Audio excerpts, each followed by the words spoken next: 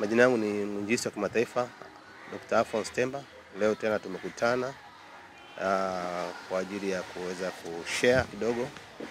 Napenda kuongea na Watanzania. Kama kawaida yangu nimepotea kwa muda mrefu kidogo, hatukuweza kuonekana, lakini sasa nimerudi. Na leo nataka nizungumze vitu vizito kwa ajili ya taifa, na ili Watanzania waweze kujua nini kinachoendelea.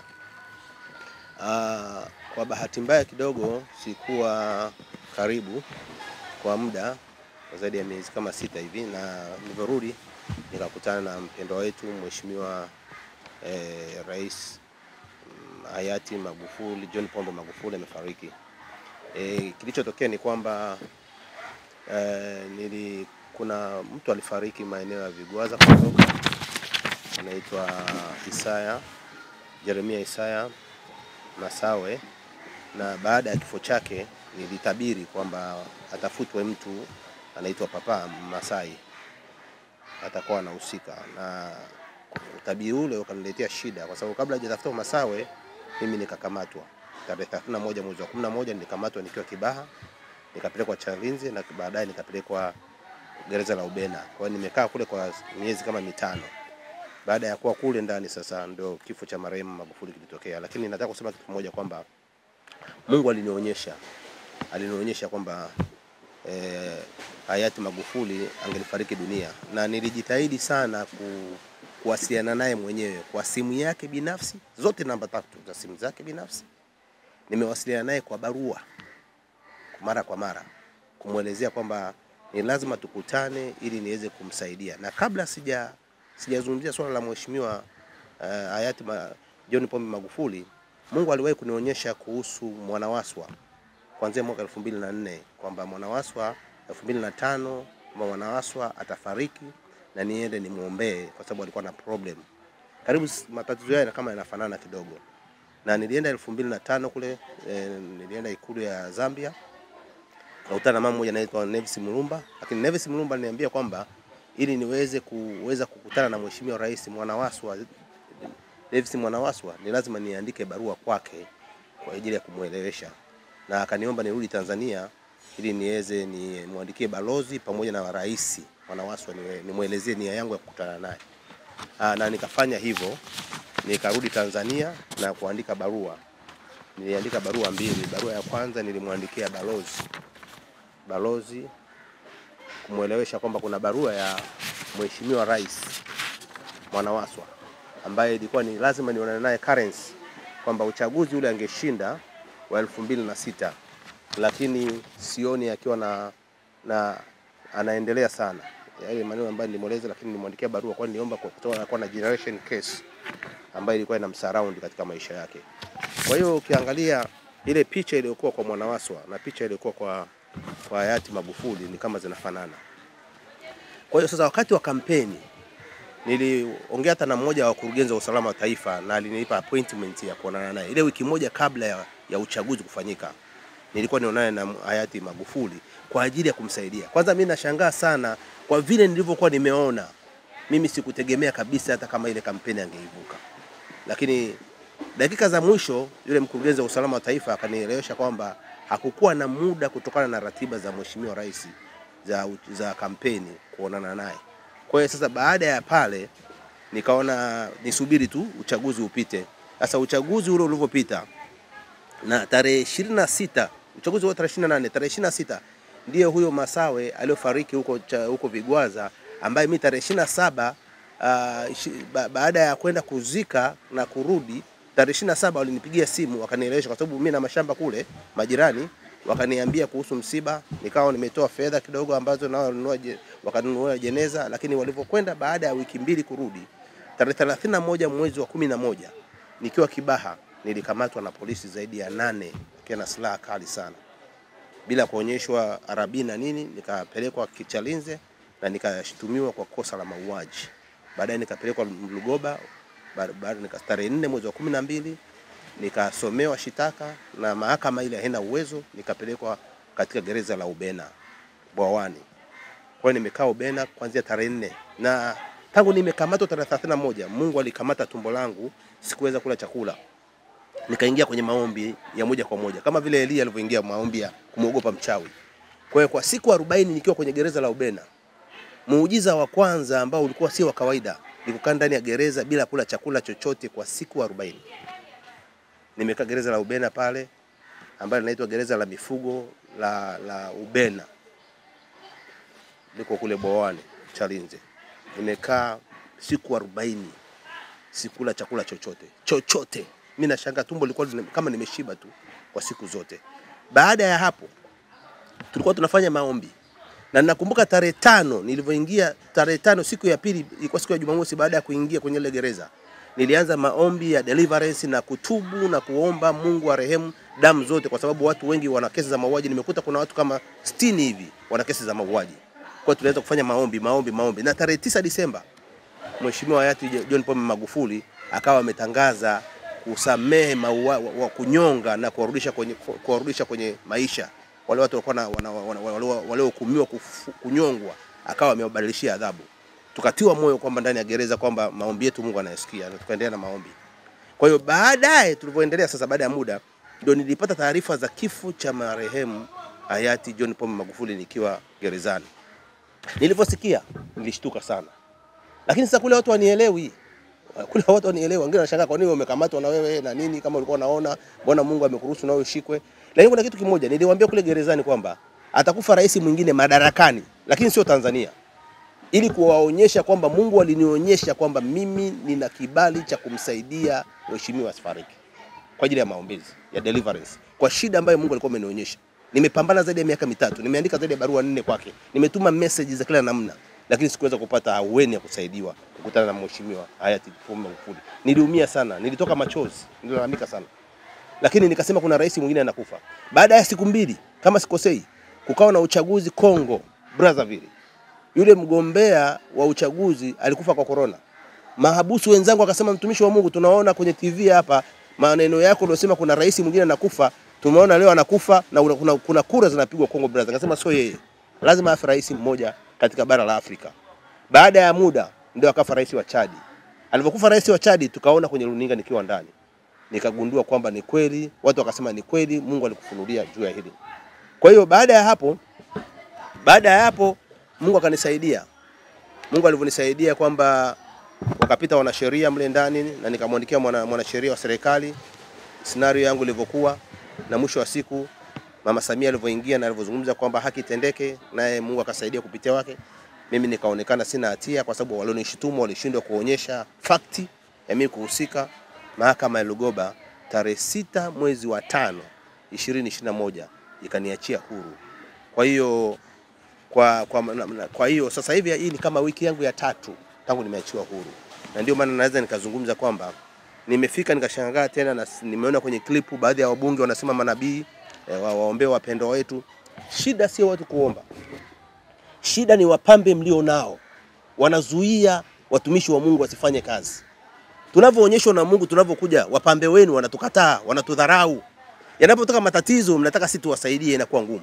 Sio kwa mheshimiwa tu hayati John Pombe Magufuli itokea. Mimi nilikuwa karibu sana na mheshimiwa Reginald Mengi. Na katika miaka 10 yote ya kuita kula na walemavu Diamond, nilikuwa ni mmoja wapo mimi pamoja na shehe wa mkoa kufanya dua kabla ya huduma zile hajafanyika. Kwa karibu sana nilikuwa naye na tulikuwa tunawasiliana naye. Mungu alinionyesha kifo cha Mengi, na kama kuna kifo ambacho niliona mpaka tarehe ilikuwa ni kifo cha Mengi.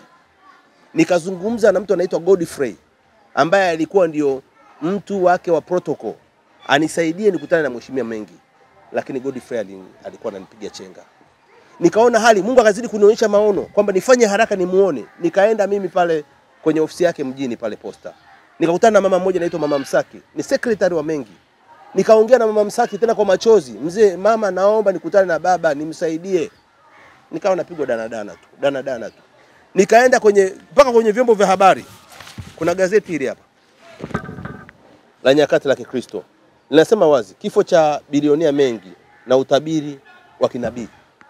Kwa hiyo baada ya hapo nikaelezea scenario yote ilivyokuwa, na hata mheshimiwa Magufuli nilienda kwenye magazeti pia. Mwinjilisti wa kimataifa amwandikia barua rais. Hii yote yani Mungu amenionyesha vitu si vya kawaida. Mimi Mungu alinifunulia kuhusu Chakwera kwamba atashinda kesi yake mahakamani. Na baada ya kushinda mahakamani atashinda uchaguzi na atakuwa rais wa Malawi. Na niliongea na vyombo vya habari. Na iko kwenye mitandao. Na yote imetokea mpaka nikatunikiwa sasa hivi degree ya heshima ya udaktari kwa sababu ya ile prophecy ndio prophesy kuhusu kule. Na baada ya Mwanawasa kufariki, Mungu akanionyesha sasa nimuombe Michael Sata atakuwa rais wa Zambia.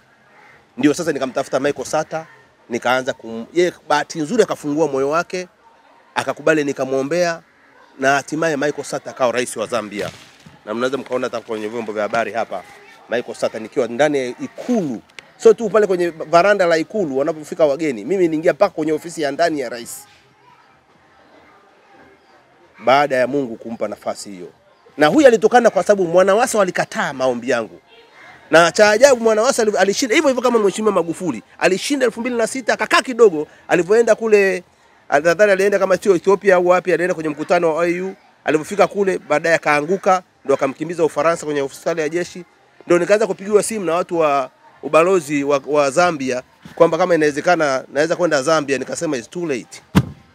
Time bar, muda ulishapita. Kwa hiyo na wakati sasa nikiwa nyumbani kwa Mheshimiwa Renan Mengi wakati amefariki, tunamsubiri pale nyumbani kwake, nikaonyeshwa na Mungu kwamba mkewe Mengi Jack dokumenti zake vile nilisema dokumenti zake zimetupwa barabarani, kwamba vile vitu ambavyo alirithishwa na mzee Mengi ni kweli kuna vitu alikubaliana naye lakini hatapata. Nikasema sintasema kwa sasa kwa sababu ilikuwa ni karibu sana, ukizingatia msiba ndio ulikuwa unatokea wakati ule na mimi pia niko karibu pale kwenye vyombo vyao vya habari, niko muda kila mara. Kwa hiyo rais kusema vile inakuwa kama vile labda nimetumwa, lakini nilisema kabisa katika unabii kwamba Jacqueline hatapata mali aliyokabidhiwa na Mengi. Na hata sasa hivi nataka nimwambie kama ana mpango wote wa kwenda kukata rufaa achane nao. Ni bora arudi kwa sababu ana watoto, Wachaga wana tabia ya kuwapa mali familia. Akae na familia ile waone namna gani wale watoto wake watasaidiwa vipi na ukoo wa mzee Mengi. Lakini Jacqueline hawezi kupata mali yote kwenye familia ya Mengi. Nilionyeshwa na Mungu. Na nilivyoonyeshwa nikaongea na mpambe wake. Yuko Msukuma mmoja Bonge. Nikaongea naye, Jacqueline amuulize bodyguard wake. Nilimwambia kabisa tena mara mbili na simu yake akaniambia taongea nawe Jacqueline. Na ninajua Jacqueline uliambiwa, labda ulidharau tu. Kwa sababu niliongea na bodyguard wako ule Msukuma, nikamwambia hivi, Mungu amenionyesha kwamba wewe utapata mali alizokupa Mengi, hautazipata. Kwa hiyo nenda kamuulize, na ushahidi ndio huo.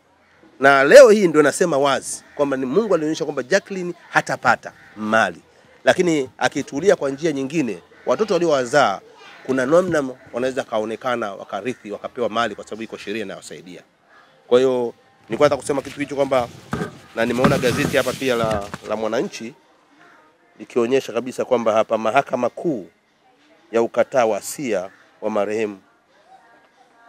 marehemu Mengi. Kwa hiyo haya yote haya ni mambo ambayo nimeonyeshwa. Sasa baada ya kuendelea na hayo, nataka niseme kitu kimoja. Wakati nimekuwa kule ndani, Mungu akanipa maono. Nilipokuwa gerezani, Mungu akanipa maono, akanifunulia na akanipa maelekezo niwaambie Watanzania. Naomba nitumie muda huu kuongea na nyinyi Watanzania mnaonisikia. Mungu amenionyesha kwamba kuna shida itakuja Tanzania na dunia nzima na ulimwengu mzima, karibu dunia yote. Lakini nimeombea sana Tanzania, Mungu atusaidie. Kuna vifo vitaanguka vingi sana. Kuna vifo vitatokea vingi sana. Yaani kuna chekeche linapita karibu hapa. Lakini Mungu akaniambia kwamba nenda kawaambie dunia, iambie dunia watu watubu. Watu watubu kwa machozi. Wengine kama unawezekana wavae magunia. Yaani sasa hivi ni kipindi cha kutubu. Kwa sababu nimeona watu wanakufa kama wanavyokufa kuku kwenye mdondo. Watu wanakufa. Majanga makubwa, naona majanga ya upepo. Naona majumba, corruption ya watu na biashara zina corrupt. Majengo yanaanguka. Kunatokea na shida kubwa. Itatokea shida kubwa sana kwa kipindi kinachokuja. Lakini kwa sababu tunaendelea sasa kumsihi Mungu abadilishe huu upepo, hii shida isitokee. Hii wanasema corona watu wamekufa, mpaka sasa hivi bado watu hawajafa. Watakufa. Haya ni maono ambayo huwezi kusema usiyaseme kwa sababu umeonyeshwa. Lazima uyaseme. Baada ya kuyasema sasa, kama dunia itaamua kukubali, kutubu na kumrudia Mungu, kwa kila mtu kwa imani yake amlilie Mungu, ndio dawa namba moja ya majanga yasitutese. Hivi sasa hivi nimeongea na nyie, wiki jana mpango wa kwenda Nairobi. Baada ya hapo kuna nitakuwa naenda nchi mbalimbali kadri Mungu atakavyonifunulia, kutoa ujumbe huu kwamba watu watubu. Dunia imekwisha haribika kabisa. Ndio nimeonyeshwa majanga makubwa yanaenda kuipiga dunia. Na mimi ni kati ya watu ambao Mungu amewapa neema kubwa sana duniani. Kubwa sana, isiyo ya kawaida. Kwa hiyo ninachokiona ni kitu ambacho kitaenda kutokea. Nimeona vitu vyote ambavyo nimeonyeshwa na Mungu kwa mataifa mbalimbali, viongozi wakubwa. Hakuna nabii anayenyanyuka namna hii anakuonyesha rais huyu, rais huyu, rais huyu. Mimi nimewaombea zaidi ya marais 7, nimewatabiria zaidi ya watu 7 wakawa marais. Nimewatabiria zaidi ya watu 7 kama marais. Nakumbuka hata 2007 nilikutana na mheshimiwa, nikamwambia utakuwa rais wa Zanzibar no matter what. Na kabla hata wakati wa kampeni nilimkumbusha. Tulichat naye kidogo kwenye WhatsApp kwa simu yake, akaniambia endelea kuniombea. Kwa hiyo hivi vitu ninaletewa. Nakumbuka hata Jakaya Mrisho Kikwete nikiwa Botswana nilionyeshwa. Kwa hivi vitu ninaletewa. Kwa hiyo nataka kuambia Watanzania ni kipindi ambacho tunatakiwa tutubu kwa machozi ili Mungu aepushe kuipiga dunia. Asante kwa leo. Umeongea kuhusiana na machafuko na majanga yatatokea. Ni kwa Tanzania ama kwa dunia nzima? Majanga nimeonyeshwa kwa dunia. Kwa hiyo kama kusema dunia ina maana Tanzania naye inahusika. Labda Mungu anaweza kuturehemu kwa sababu sisi tunaanza kuwa wa kwanza na tumepewa ujumbe huo. Unajua unapopewa ujumbe ni kama unapewa ujumbe wa nchi na ni kama unawakilisha nchi. Kwa hiyo unapoendelea kuomba rehema kwa Mungu, wewe pia unaiponya nchi. Ukishaona unabii wako umeshausema kwa watu, ukishapata nafasi ya kuonana na yule muhusika, umeelewa? Labda una nafasi yoyote ya kufanya maombi tena ili kitu hicho kisitokee? Kwa mfano wa kifo au unabii wa, kwa sababu kuna unabii aina mbili, kuna unabii wa taifa, kupigwa taifa, kuna unabii wa mtu. Kuanzia unabii wa mtu mmoja na hiyo hata kama ni wa dunia kama hivyo machafuko, au unabii wa kifo cha mtu mmoja. Unabii wa kifo cha mtu mmoja unakamilika kwa sababu yule mtu unapokutana naye Mungu anamfundisha. Baada ya pale kunusurika, yeye kuna kitu Mungu anakuwa anamfundisha, alafu kuna kitu naye anakuwa anasimama naye. Mungu kuna kitu anakuwa anakitaka kwake. Kwa sababu kuna mtu kuwa, alafu kuna Mungu kumtaka kitu fulani akijue na Mungu amfundishe labda. Au yeye mwenyewe huwezi kujua labda kuna vitu anavyofanya Mungu anaona sivyo, au kuna vitu anavyofanya anataka ajue zaidi. Kwa baada ya kumwambia kuna njia ambazo unamwambia azitumie. Sorry? Kuna njia ambayo unamwambia labda fanye kitu fulani na kitu fulani ili hichi kifo kisikukute. Sasa mimi nilikuwa na maono ya shida aliyokuwa nayo. Na uzuri iko kwenye barua kabisa. Nilitumia tu hekima kuielezea. Na uzuri nimeshasema kwenye klipu nyingine ambazo zipo, ambazo naona zitaonyeshwa za nyuma, ambazo pia nilisema kwamba, na nimekuwa nikisema hivyo, tatizo linaloonyeshwa ni hili, lakini kama linafanana na la Mwanawaswa. Na ukiangalia Mwanawaswa alikuwa hivyo 2005 niliambiwa, 2004, 2005, 2006 akashinda uchaguzi, lakini hakukaa madarakani, akafa. Na ngoja nikueleze kitu kimoja.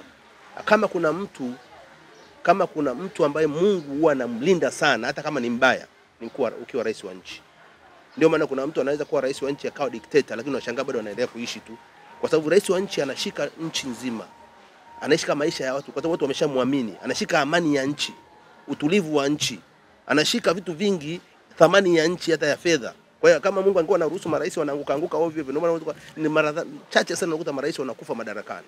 Mara chache. Na kifo cha madarakani pia kuna kitu lazima kifanyike pia. Yaani rais akishakufa madarakani hivi, kwa sisi ambao kuna kitu ambacho nikiona mimi nitachomuomba Mheshimiwa Samia Suluhu. Naomba kukutana naye. Kuna vitu ambavyo siwezi kuvisema hapa. Naomba nikutane naye, kuna vitu ambavyo nataka nimueleze. Kwa sababu kuna kitu Mungu alinionyesha siwezi kukisema public sasa hivi. Na naomba isitokee tena kama vile nilikuwa naomba nazuiwa. Kwa sababu rais anapokuwa madarakani, na ndicho hicho nilichokwenda Zambia, na kuna kitu nilizungumza na Michael Sata, hakunielewa kwa sababu akaendelea kutokunielewa, na ndio maana Michael Sata akafa tena madarakani. Lakini Michael Sata alikuwa sio kufa madarakani. Kwa hiyo rais akishakufa madarakani kunakuwa na shida fulani inakuwepo. Kwa sababu ya ile anayebeba ile inasema State House. Na labda tuseme kwenye maono yako ambayo unakuwa unayaona kwa muda gani? Labda ukilala ndio unayaona maono ama umekaa tu hivi kwa unaongea ndio unakuwa kuna kitu unakiona. Labda kuna watu wanatamani kufahamu unaona. Labda niseme kitu kimoja kwamba mimi niko gifted kwa ajili ya kings, kwa ajili ya wafalme. Na mimi sifikirii au siombe kwamba naombea nchi ndio nione maono. Wala sijiandai kitu fulani nione maono. Mimi wakati Mungu ananiletea, tena anaweza kaniletea wakati ambao mimi niko kwenye mudi nyingine kabisa. Kwa hiyo mimi haya maono yangu hayahusiani kabisa, tofauti na manabii. Tunasikia hata manabii. Kuna nabii sio anahubiri, anaombea watu, anaombea wewe fulani una shida hiyo na majina haya sio haya. Mimi ni tofauti na hivyo. Ile ni roho ya unabii. Mimi nina ile yani ile tuseme ile gifted, yani kama nabii anaweza kuzungumza mara moja ndani ya miaka 5. Sio kila saa anazungumza. Ile ni roho ya unabii. Tofauti na roho ya unabii wanaotabiri. Mimi sitabiri kama roho ya unabii. Mimi nena kama nabii. Yani kama Mungu ananivaa mimi, anasema yeye Mungu mwenyewe. Mungu akamwambia Musa utakuwa kama Mungu kwa Farao. Na Aaron atakuwa nabii kwako. Unaona? Kwa hiyo mimi ni kitu ambacho Mungu analeta mpango. Akiuleta ule mpango sasa anataka yule ambaye anapewa mpango awe humble na kukubaliana na ule mpango. Shida kubwa ndio maana nilikuwa nasikia wabunge wanalalamika kwamba kwa nini manabii wasifanye. Shida ni wapambe wenu. Kwa mfano swali tuachane na mheshimiwa Rais Magufuli. Ile swala la Mengi. Nimepambana mimi, kuna mtu anaitwa Geoffrey. Na uzuri kama hivi vitu tunavyozungumza ni vya uongo, watu watoke. Geoffrey amekuwa ndo mtu ambaye anampangia, ndo mtu ambaye mlinzi wa Magufuli wa Mengi, na yeye nimezungumza naye. Nimemueleza zaidi ya wiki 2. Nimetoka nimeona imeshindikana, nimekwenda kwa mama Msaki, secretary wake, nimemuongea naye zaidi. Na mama mwenyewe ameanza kulalamika wakati anakufa tu, akasema kweli Temba alikuja akazungumza tukamdharau, yametokea haya. Aache, Hairi mke wa Mengi, nimezungumza, amepelekewa taarifa kwa sababu nimeongea, kwa sababu wakati ule ilikuwa ni ngumu kuelezea pale mambo kama haya. Anaweza kaleta kama labda umetumwa au la. Mimi nilikuwa karibu sana na Mengi. Nikaeleza, angeniona kuna jinsi tungefanya kwa sababu kuna kitu njia nionyeshwa. Haya tukazie hapo kwenye ujumbe wa kumpelekea Mama Samia. Umesema kuna kitu ambacho unatamani kumwambia. Nacho umeonyeshwa pia. Of course. Kuna kitu nimeonyeshwa, lakini pia apate kuonyeshwa nikiwa magereza. Kuna vitu pia nimeviona ambavyo pia vitamsaidia. Hawezi kuvijua kabisa. Alafu pia kuna swala lingine nataka niongezee hapa kidogo, ni swala la Waethiopia ambao wengi ni maabusu kule. Waethiopia ambao hata mheshimiwa Rais hayati John Pombe Magufuli alikuwa ameshawaambia warudi kwao. Wanakaa tu wanakula bure, hawana kazi wanaoifanya, wanatia nchi hasara. Nilikuwa nafikiri pia kuna vitu pia ningetaka niongee na mheshimiwa achili amba kuna mambo haya nimezungumza, lakini pia kuna mambo mengine sitaki niweke wazi kwa sababu kuna mambo mengine ambayo unajua magereza ni kati ya taasisi yenye nidhamu sana. Hata kama kuna matatizo wanabeba hiyo, wanavumilia hivyo. Ila nikikutana na mheshimiwa rais nitamwambia jambo ambalo litasaidia sana kuwasaidia, na magereza itapona na nchi itapona. Na humo ndani magerezani unajua kuna watu aina nyingi sana. Magerezani kuna majambazi ambao hata ukate mguu silaha atasema iko wapi. Lakini mimi nipata siri nyingi sana. Sitaki kuongea na mtu mwingine, nataka kuongea na rais wa jamhuri. Labda mimi kwangu swali langu la mwisho ni kwamba labda katika tabili ambazo unakuwa unazitoa zinakuwa na deadline, labda sometimes ingeupo unatoa na deadline kwamba labda siku fulani, saa fulani hivi na hivi kitatokea. Labda ungekuwa wanakupa nafasi kutokana na utabiri ulioko ufanye unaufanya. Labda kwa hili la Mama Samia, una deadline? Mama sisi na deadline kwa hili kwa sababu mimi kama sasa hivi ni wiki ya 3 sasa hivi tangu nimetoka, nimeachiwa na mahakama, kwa hiyo niko free. Mama najua yuko busy sasa hivi, ana vitu vingi vya kufanya. Napenda awe na utulivu, lakini ningetamani mwaka huu usiishe niweze kukutana naye. Okay, fine. Ulitoka kwa msamaha wa rais? Sikutoka kwa msamaha wa rais, hakukuwa na fact. Mimi nilibambikiwa kesi. Okay. Nataka kumalizia kwa Tanzania. Nataka kumalizia kwa Tanzania kama niliposema mwanzo kwamba majanga yanaweza kawa makubwa duniani mtakayaona yakitokea, unajua kwamba ni unabii uliotokea, lakini ni yangu hapa sio kwamba majanga yatokee. Njia pekee ya kusababisha majanga yasitokee ni kutubu, kwenda mbele za Mungu, kila mtu kwa imani yake, tumlilie Mungu, tuachane na maovu na majanga haya yatakata. Asante.